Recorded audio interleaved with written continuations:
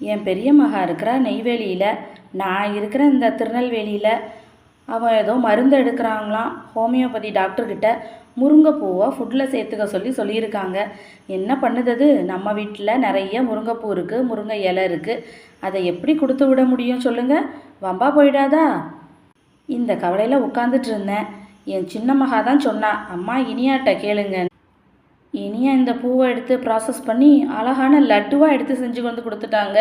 இதில் நட்ஸ்லாம் வேற போட்டிருக்கு, டேட்ஸ் போட்டு தேன் ஊட்டி செஞ்சு கொடுத்துருக்காங்க. அந்த லட்டை இனியாவே கொரியர் பண்ணிட்டாங்க. அடுத்த நாள் சாயந்தரம் என் மகா கையில் கிடச்சிருக்கு. இதை சாப்பிட்ட என் மகளும் மருமகனும், அம்மா இப்படி ஒரு லட்டுவே சாப்பிட்டதில்லையே, என்ன லட்டு இன்னும் வேணும்னு கேட்குறாங்க.